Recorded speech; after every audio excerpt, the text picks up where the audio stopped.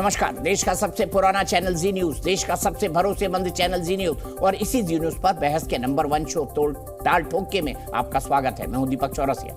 अटल जी की कविता है, चिंगारी का खेल बुरा होता है। ये पंक्तियां उन्होंने पाकिस्तान के लिए लिखी थी, लेकिन वो समझ नहीं पाया, आज भुगत रहा है। अब अटल जी की यही नसीहत अमेरिका और कनाडा के लिए भी सबक साबित हो सकती है। दोनों मुल्क पाकिस्तान की तरह ही भारत के खिलाफ साजिशें रचने वाले खालिस्तानियों को शह दे रहे हैं और अगर नहीं सुधरे तो वो भी परेशान हो सकते हैं। कहने को तो अमेरिका आतंक का सबसे बड़ा विरोधी है, लेकिन जब खालिस्तानी आतंकी अमेरिका में भारत के राजदूत का अपमान करते हैं, उनके साथ बदसलूकी और धक्का मुक्की करते हैं, तो अमेरिका चुप्पी साध लेता है।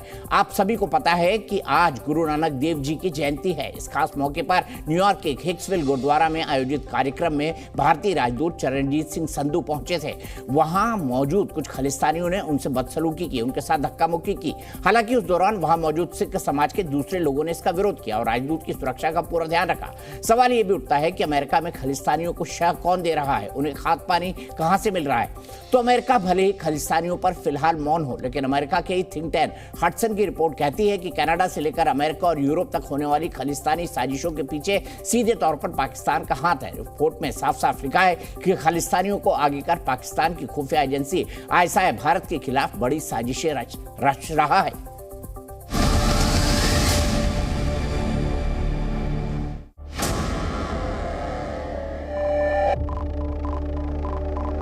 ये जो है ये सिख नहीं है, ये खालिस्तानी है और मेरा मानना है कि ये आईएसआई के एजेंट हैं और पगड़ी या दस्तार बांधकर ये इस प्रकार की हरकतें करते हैं। ये बहरूपी हैं। बड़े कड़े शब्दों में इसकी पहले निंदा भी करता हूं और वो जो भी हम करते हैं हम सबके सामने, सबकी नज़रों के सामने और कोर्ट कचहरी जो लीगल प्रोसेस उसको अडॉप्ट करते हैं, कभी इस तरह का काम नहीं करते। ऐसी किस्म की धक्का मुक्की या बदसलूकी जो है वो अफसोसनाक है और इस तरह की बदसलूकी जो है कम से कम डिप्लोमेट्स के साथ किसी हालत में भी नहीं करना चाहिए। गुरु के घर पे ऐसा रोकना बहुत ही दुर्भाग्यपूर्ण है। इससे बदनामी होती है।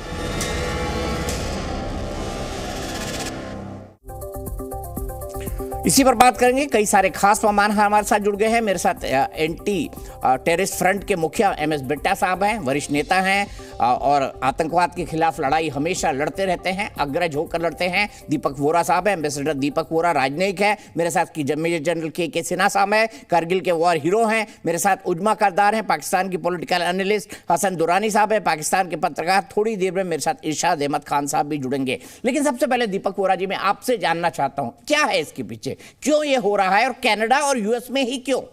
और जिस दिन गुरु नानक साहब का जन्मदिन है उस दिन ये ऐसी हरकतें कोई सिख तो नहीं कर सकता, ये कोई बहरूपिया ही कर रहा होगा।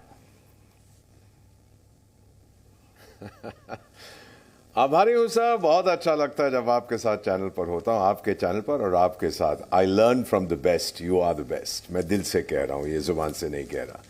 सर, एक मेरा अनुरोध है आपके साथ, जो सरहद के उस पार से मैडम है, उनसे अनुरोध है कि गाली गलोच मत करिएगा। हम डिस्कस कर रहे हैं कि वहाँ पर क्या हो रहा है इस समय। आपने बिल्कुल सही फरमाया है, आज गुरपुरब है। दुनिया भर में जितने लोग हैं जो सिख धर्म में विश्वास करते हैं, भले ही सिख ना भी हों, तो हम उन सबको शुभकामनाएं देते हैं। आज तो बहुत महत्वपूर्ण दिन है। हमारे जो राजदूत हैं वहाँ पर सर, वो गुरुद्वारे में गए। गुरुद्वारे के अंदर ये सही है कि पुलिस नहीं जाती अनलेस उनको बुलाया जाए। वहाँ पर भी बदसलूकी करने की कोशिश की, अंदर भी किया गया। ये चीज़ें नहीं होनी चाहिए सर। मेरे साथ हुआ था 1984 में, जब मैं पोस्टेड था वॉशिंगटन में, रिलेटिवली जूनियर ऑफिसर था, लेकिन उस समय स्वर्ण मंदिर पर हमला हुआ था, फिर मिसेस गांधी की हत्या हुई। तो हम लोग जाते थे गुरुद्वारे में उनसे कांटेक्ट करने के लिए, तो वो उस समय नाराज़ होते थे और उस समय भी हमें बताया गया था कि ये असली सिख नहीं है, ये पगड़ी पान के दाढ़ी उड़ा के बढ़ा के आ जाते हैं, प्रिटेंड करते हैं। और सबसे ज़्यादा वही 8-10 लोग करते थे। अमेरिका और कनाडा का जो आपने जिक्र किया, ये क्यों टॉलरेट करते हैं? ये भारत पर प्रेशर डालने की तरकीब है। भारत उभर रहा है ऑलरेडी, आपको पता है, चौथी सबसे बड़ी आर्थिक व्यवस्था हो गई है दुनिया में। हमारी ताकत पूरी दुनिया में है। G20 में आपने देखा, SCO में आपने देखा, ब्रिक्स में आपने देखा। तो इनको थोड़ा सा अब ये डर लग रहा है कि जो पुराना सिस्टम है जिसमें 5 महारथी पूरी दुनिया का भविष्य तय करते थे, वो अब सिस्टम खत्म हो रहा है। एक नया सिस्टम उभर के आ रहा है और उस नए सिस्टम में नंबर 1 दुश्मन है भारत, तो ये करने की कोशिश करेंगे। फिर अब इलेक्शंस आने वाली हैं, अभी आप और भी देखेंगे न्यूयॉर्क टाइम्स, वॉशिंगटन पोस्ट, वो सोरोस फोरोस जो भी है, ये लोग बहुत सी चीज़ें लिखेंगे भारत के बारे में, इसका असर नहीं पड़ेगा। फाइनली मैं इतना ही कहना चाहता हूँ कि सर कि जो इन लोगों ने किया, हम इनको खालिस्तानी कहते हैं, ये तो सिख जो लोग हैं वहाँ पर, ये तो अमेरिकन नेशनल्स हैं, ये तो अमेरिकन आतंकी हैं, तो कनेडियन नेशनल्स हैं, कनेडियन आतंकी हैं। इनका सिक्खी से कुछ नहीं लेना देना, ना खालिस्तान से इनका कुछ लेना देना है। ये प्योर एंड सिंपल आतंकी हैं और इन लोगों को, ये जो सरकार है इस समय अमेरिका में और कनाडा में, उनको समझ जाना चाहिए क्या हो रहा है। मैं इतना आखिर में कहूंगा सर, आप जानते हैं यूरोप में क्या हो रहा है, नेदरलैंड्स में जो सरकार जीती है उसने क्या बोला है सर कि जितने मुसलमान लोग हैं, और ये मैं नहीं कह रहा, ये जो व्यक्ति बन सकता है प्रधानमंत्री उस देश का, उसने कहा छोड़ के चले जाओ, हमें नहीं जरूरत है। यूरोप में उन्होंने इमिग्रेशन कंट्रोल टाइटन कर दिया हर जगह।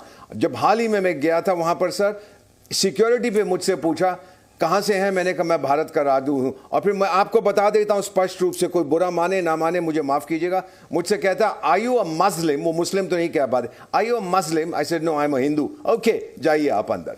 अब इस टाइप की जो छवि बनती जा रही है, सिक्खी की भी यही बनेगी। मेरा अनुरोध है जितने सिख वहां पर हैं, ये मत करिएगा, आप अपने आप का नुकसान कर रहे हैं, भारत का नुकसान नहीं कर रहे हैं। हसन दुरानी साहब, ये तो पाकिस्तान का ओरिजिनल प्लान है ना, K2, खालिस्तान और कश्मीर मिलना जलना कुछ है नहीं, तो एक अमेरिका में बनवा दीजिए, एक कनाडा में बनवा दीजिए, एक खालिस्तान, क्या दिक्कत है? कनाडा तो बहुत बड़ा है सर, बना दीजिए, और एक थोड़ा सा पाकिस्तान में बना दीजिए खालिस्तान। जी बिल्कुल। आप देखिए, बात यह है कि आपने जो बात की है ठीक है, हो सकता है अगर हम इसके पीछे शामिल होंगे तो डेफिनेटली हम बनाने की पूरी कोशिश करेंगे। लेकिन मैं आपको थोड़ा सा एक अगर हिस्ट्री से अगर मैं आपको बता दूं तो आपके कोई राक एक साबित सरबराह थे GB संधू, शायद उनका नाम था, उनकी मैंने किताब एक पढ़ी है जो कि उन्होंने रिटायरमेंट के बाद लिखी है। उन्होंने ये कहा है कि पंजाब की ताकतवर जो पार्टी थी अकाली दल को शिकस्त देने के लिए 2 सिख संतों का इंटरव्यू किया, जिसमें पहले को रिजेक्ट कर दिया और जरनैल सिंह को मुंतखब करके लॉन्च कर दिया।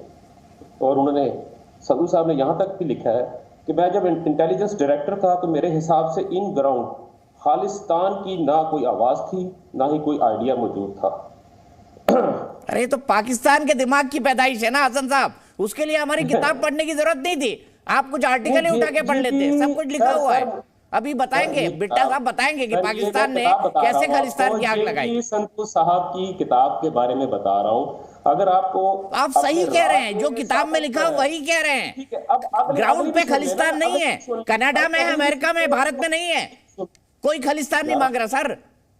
अगर आप बात नहीं सुनना चाहते, आपसे बर्दाश्त नहीं हो रही, तो आप मुझसे क्वेश्चन ना करें। अरे मैं तो कह रहा हूँ आपकी बात सही है हसन दुरानी साहब। आप ठीक, आप मानते हैं इस बात को कि ये कांग्रेस ने, इंदिरा गांधी ने खुद बनाई थी, कांग्रेस ने बनाई थी, किस लिए? क्योंकि अकाली दल का जोर तोड़ने के लिए, पंजाब के अंदर कांग्रेस को पावर दिलवाने के लिए। तो आप फिर माने इस बात को कि खालिस्तानियों को, अभी आप जो बात कर रहे हैं कि ठीक है, आप बिल्कुल सही कह रहे हैं, मैं मानता हूँ कि ये सिख नहीं है, ये अपनी इन्होंने सिर्फ पगड़ियां बांधी हुई है, दाढ़ियां बढ़ा ली, मैं ठीक है आपकी बात मान लेता हूँ। क्यों मान लेता हूँ? क्योंकि आपकी जो किताब मैंने पढ़ी है, आपके साबिक जो रा के जो डायरेक्टर थे, जो हेड थे, उनकी मैंने किताब पढ़ी है, लिहाजा मुझे आपकी बातों पे पूरा यकीन है, आप बिल्कुल सच बोल रहे हैं।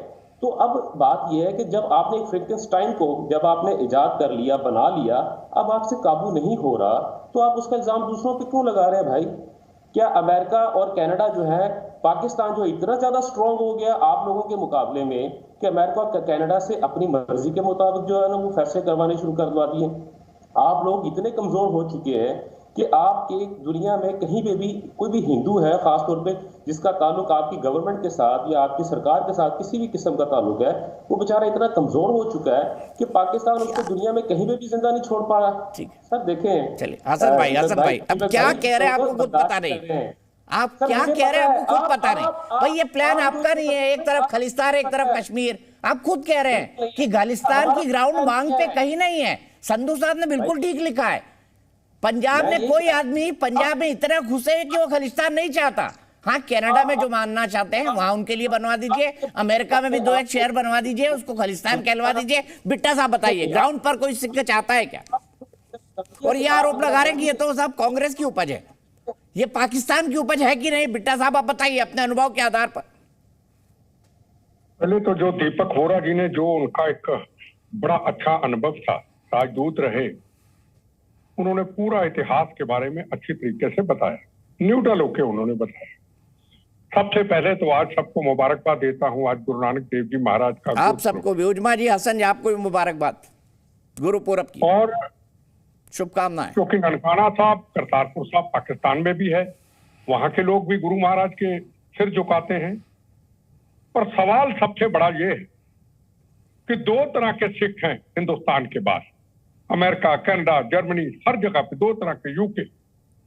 एक है सरदार साहब, वो जिन्होंने आज अमेरिका के एम्बेसडर आज संधू साहब को बुलाया, जो दसों नौ की कमाई से, खून पसीने की कमाई से गुरुद्वारा साहब को सजाते हैं, सिख कौम का नाम ऊंचा करते हैं और फक्र से कहते हैं, रहते हम जरूर अमेरिका में है और दिल हमारा हिंदुस्तान में है, दिल हमारा भारत में है।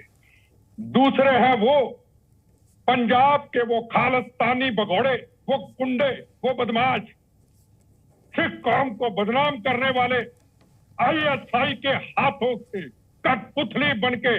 अभी परमजीत सिंह पंजवड़ कहां मारा गया? पाकिस्तान में मारा गया। जो पंजाब के अंदर नार्को टेररिज्म फैलाता था, ये कौन था? निज्जर। कहां से सपोर्ट थी? पाकिस्तान से सपोर्ट थी, ISI से सपोर्ट थी। दो तरह के सिख है जनाब। और खालिस्तान की बात दीपक वोरा जी पहले भी की, आज भी करता हूं और करता रहूंगा। शरीरों पे 14 बार हमले सहे हैं। कह दे इनको ललकार के, इन गुंडों को, बदमाशों को, इन खालिस्तानियों को। खालिस्तान न कभी बना था, न कभी बनेगा, न कभी बनने देंगे। बनेगा तो गंदी हनेरी की तरह MS बिट्टा जैसे हजारों लोगों की लाशों से जख्मी शरीर से गुजर जाएगा। हिंदुस्तान एक था, एक है, प्रथम राष्ट्र था, प्रथम राष्ट्र रहेगा। और सवाल सबसे बड़ा ये है कि सिख समाज के लोग जिस तरीके से अमेरिका के अंदर खड़े हुए, संधू साहब को बुलाया, पूरी दुनिया के अंदर ऐसे करें, ये चंद लोग एक्सपोज हों और इनके खिलाफ सख्ती से कदम उठाए जाएं, ताकि ये लोग ना कौम को बदनाम करें, ना जहां देशों में रहते उस देश को बदनाम करें। आज कनाडा के अंदर मंदिरों पे हमले और कई स्थानों के हमले, और ये कहा जाता है हिंदू धर्म कमजोर हो गया। अरे हिंदू सिख तो 9 मास का रिश्ता है, हिंदू सिख तो रोटी बेटी का रिश्ता है। इन चंद गुंडों के कारण, इन चंद बदमाशों के कारण जो खालिस्तान चाहते, चैलेंज करता हूं इनको। चाहे पाकिस्तान में बैठे हैं ये खालिस्तानी, चाहे बैठे जर्मनी में, चाहे यूके के अंदर तिरंगे झंडे का अपमान करने वाले, चाहे यूके के अंदर भगत सिंह शहीद आजम को आतंकवादी कहने वाले। आए खालिस्तान चाहिए तो आओ हिंदुस्तान में, आओ हिंदुस्तान के अंदर बहस करते हैं। बाहर में बैठ के फंडिंग इकट्ठी करनी और बाहर से फंडिंग लेकर के खालिस्तान के नारे लगाने, ये आज का हिंदुस्तान है जनाब। जिस तरीके से दीपक वोरा जी ने कहा, ये आज का हिंदुस्तान है। दुनिया में हिंदुस्तान ने नाम ऊंचा किया है। आज का हिंदुस्तान, चाहे पाकिस्तान हो, चाहे कोई और देश हो, कोई गलत काम करने की कोशिश नहीं करता। वो अपने देश को, अपने राष्ट्र को मजबूत करने की कोशिश करता है। और फिर कहूं, नरेंद्र मोदी जी जब हिंदुस्तान के प्रधानमंत्री बने, मैं बीजेपी का नहीं हूं, और वो पाकिस्तान में दुबई से हिंदुस्तान के लोगों को नाराज करके गए। किस लिए गए? नवाज शरीफ के बाद। हम पाकिस्तान हो या हिंदुस्तान हो, हम अमन शांति चाहते हैं। हम महात्मा गांधी की सोच पर चलना चाहते हैं। हम पाकिस्तान भी आगे बढ़े, हिंदुस्तान भी आगे बढ़े। क्या किया था पाकिस्तान ने? 1 महीने के बाद दीनानगर की घटना, पठानकोट की घटना और कश्मीर के अंदर हजारों घटनाएं की, फिर बालाकोट में हमला किया। क्या हिंदुस्तान ने पहल नहीं की? क्या हिंदुस्तान के प्रधानमंत्री ने पहल नहीं की? क्या हिंदुस्तान के प्रधानमंत्री ने पाकिस्तान के खिलाफ को जंग का ऐलान किया था? नहीं। जिंदा शहीद की तरह उस पाकिस्तान में जहां आतंकवादी पलते हैं, पुसते हैं, वहां जाके हाथ जोड़ के कहा, आओ मिलके पाकिस्तान भी तरक्की करे, हिंदुस्तान की भी तरक्की करे। यह हिंदुस्तान की पॉलिसी थी या नहीं थी? मैं सवाल करना चाहता हूं दीपक जी आपसे, क्या गलत था? अगर मन के अंदर नरेंद्र मोदी जी का हिंदुस्तान के ऊपर गलत बात होती तो कभी पाकिस्तान ना नवाज शरीफ के पास जाते। ये सवाल सबसे बड़ा ये है कि मुल्क पाकिस्तान भी आगे बढ़े, देश हिंदुस्तान भी आगे बढ़े, देश श्रीलंका नेपाल भी आगे बढ़े।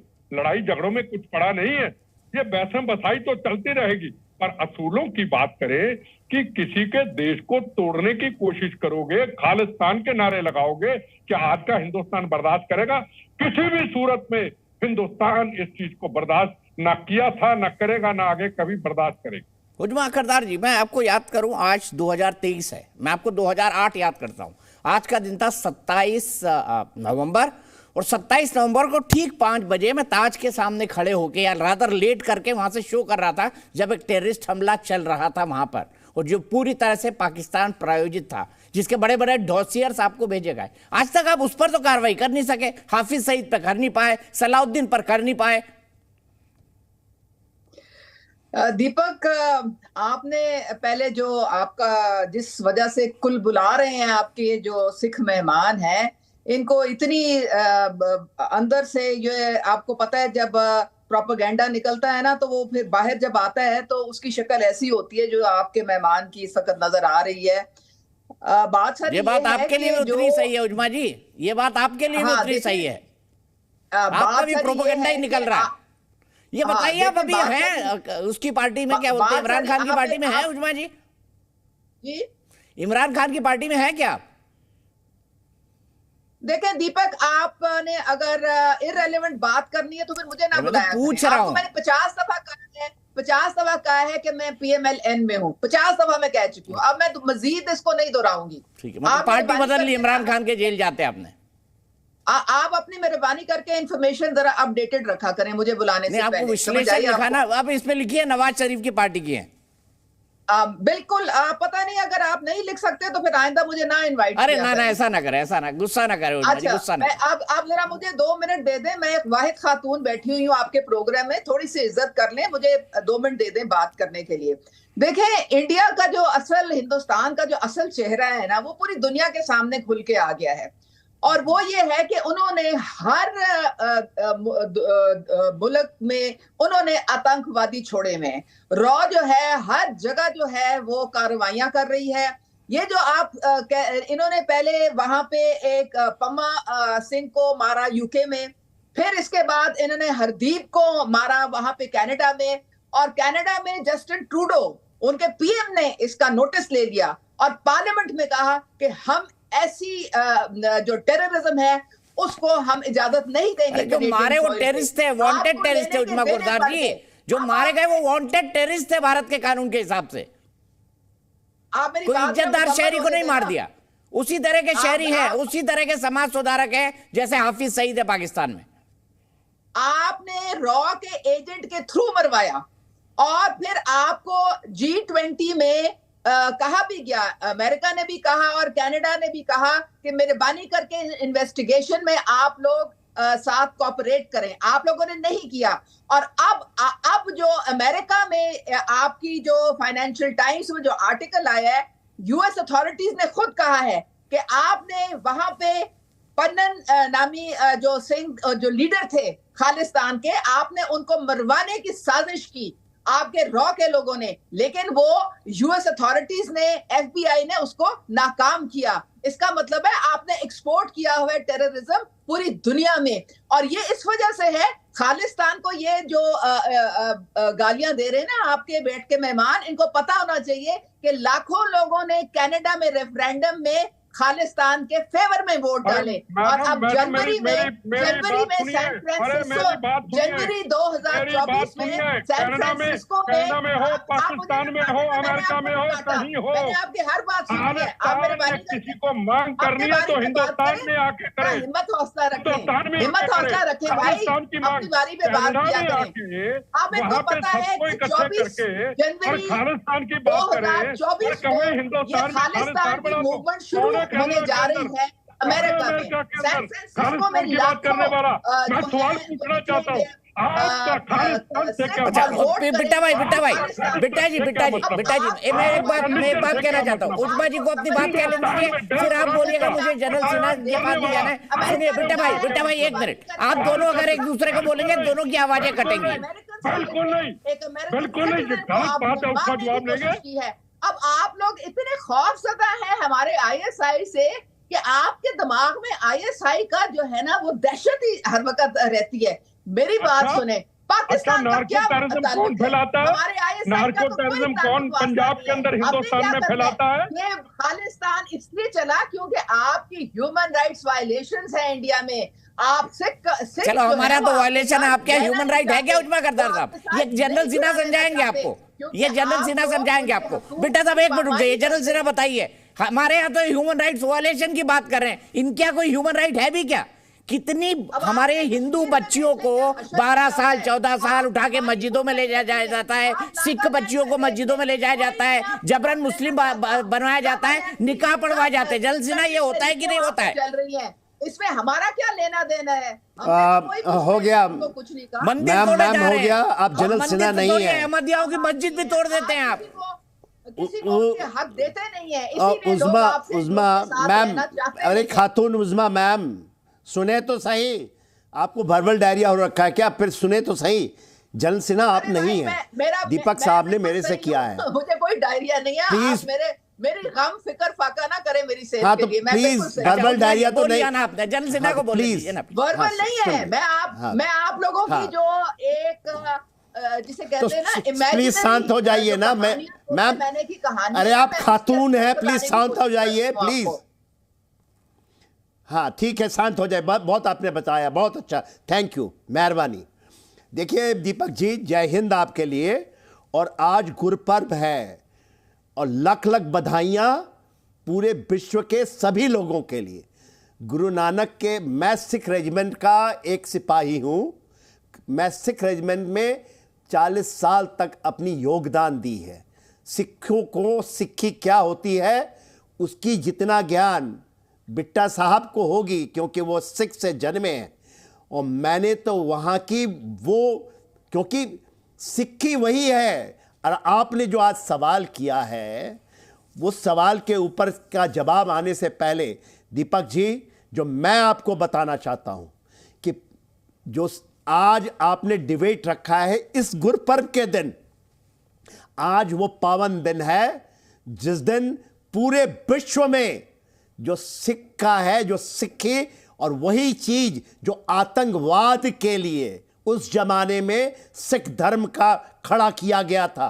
सिख धर्म आया ही था सबसे लेटेस्ट और सबसे प्योरेस्ट, सबसे रिफॉर्म्ड, यदि कोई रिलीजन है तो वो सिखिज्म है।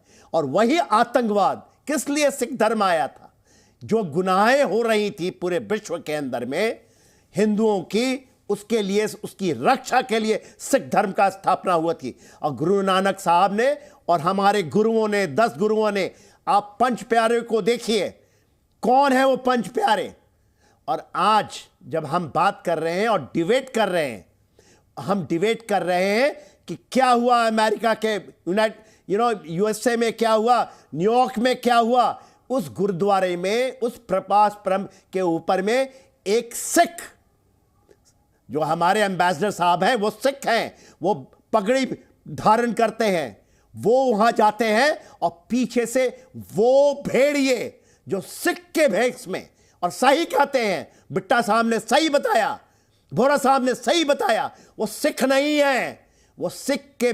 और मैं जानता हूं सिक्खी क्या होती है, सिख क्या चीज होती है। सिख मर जाता है मगर अपने देश और मानवता के लिए वो 8 बिलियन लोगों के लिए काम करता है। और ये कह देना कि हम खालिस्तान की मांग, और आपने जब बीच में बताया था ना, और इसने सुने जो हमारे पाकिस्तान से आए हुए लोग, जब राजा रंजीत सिंह गए थे ना, तो आपने लड़कियों के भेष में, उसके भेष में अपने पैजामों को ऊपर करके, जो आज आप भी पहनते हैं, छिप करके भाग रहे थे। उसकी जो ललकार थी दीपक जी, आज दुनिया वही सुनती है। और आपने कहा ना निज्जर को किसने मारा?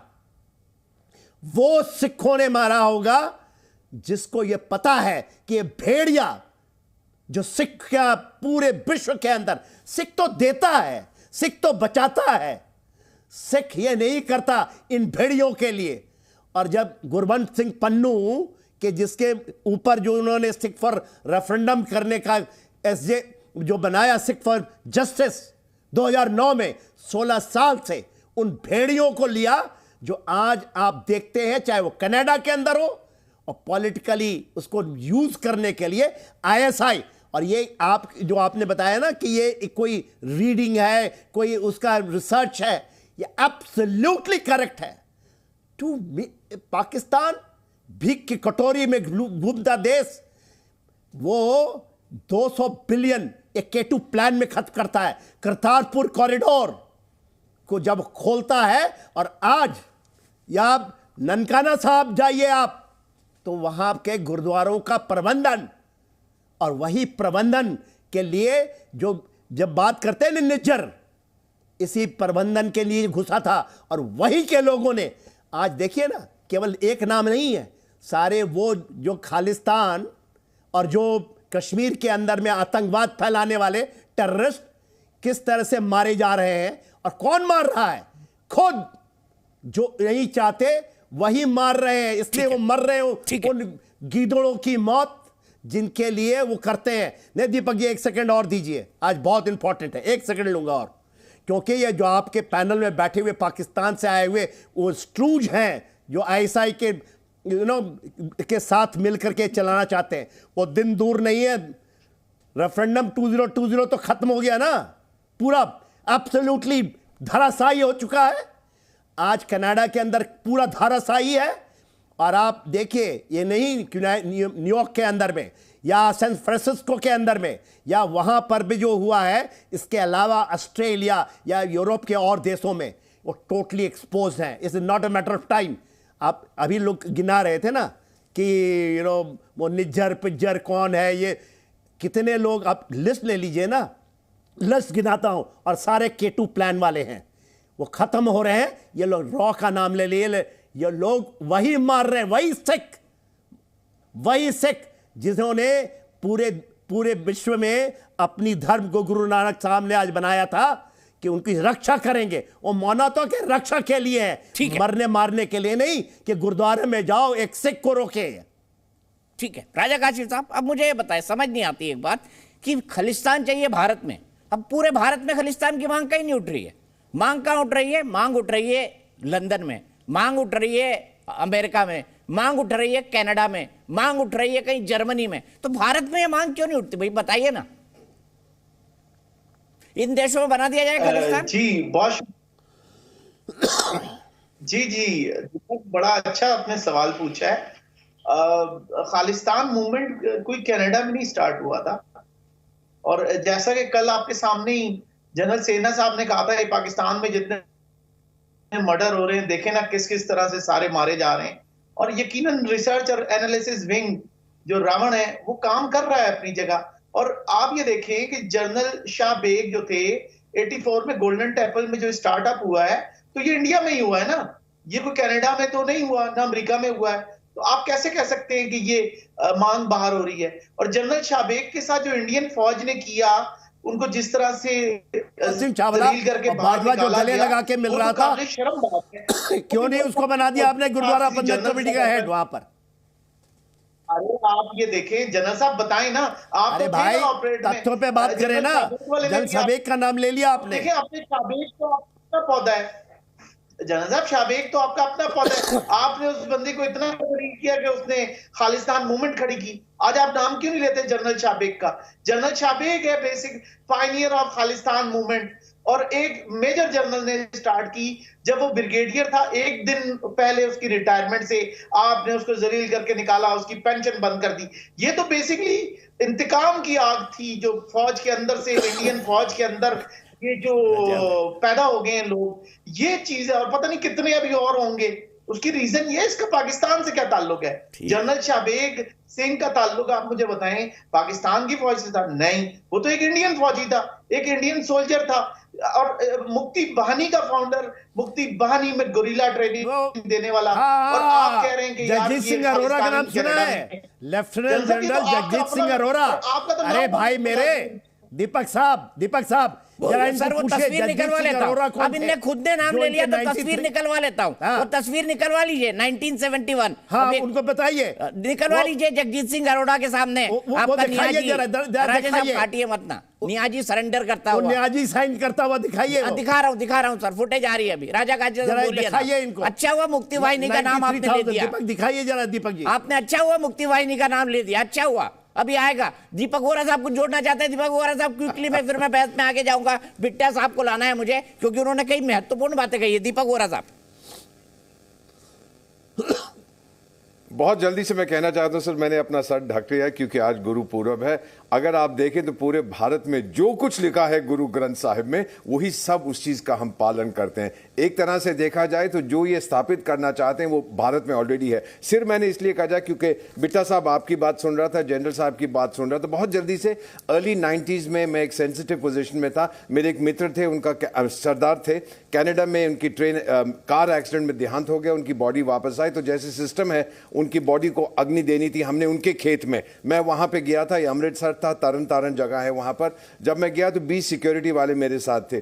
उस लड़के के फादर मेरे पास आए, बोले कि दीपक ये कौन है? तो मैंने कहा कि दार जी ये मेरी सिक्योरिटी के लिए आए हैं। और वो बोले इंस्पेक्टर से कि यहां 500 सरदार हैं, ये लाशें पहले बिछेंगी फिर दीपक को कोई हाथ लगाएगा। और क्या मैं कह सकता हूं सिक्खी के बारे में? कुर्बानी है सिक्खी सा, शक्ति है सिक्खी सा, ह्यूमन राइट्स है सिक्खी सा।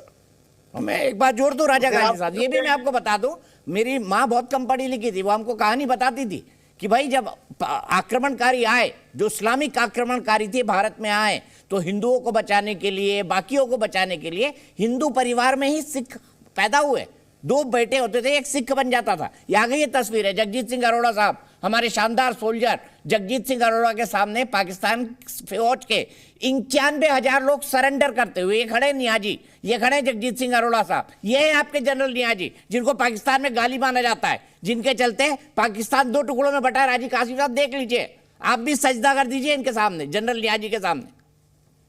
अच्छा ये बताएं दीपक साहब, आपने एक आध प्रोग्राम में खुद कहा कि पाकिस्तान भारत ने तोड़ा, ऐसा ही है? हाँ, आपने इस्लाम के नाम पे अलग मुल्क मांगा भाई, और ब्रिटिशर्स ने दे दिया। आप लोगों ने तोड़ा, तो इसका मतलब है जो तोड़ रहा है दूसरे मुल्कों में, जिसने पाकिस्तान को 71 में तोड़ने की, तो इंडिया तो एक खुद टेररिस्ट कंट्री है। अगर आज उसके साथ कुछ हो रहा है तो उसको रोने की क्या जरूरत है? ऐसा है, पाकिस्तान कहीं हमला करता है तो क्या करता है? पाकिस्तान वहां जाके बस जाता है। हम क्या करते हैं? वहां पर एक लोकतांत्रिक सरकार बना के देते हैं।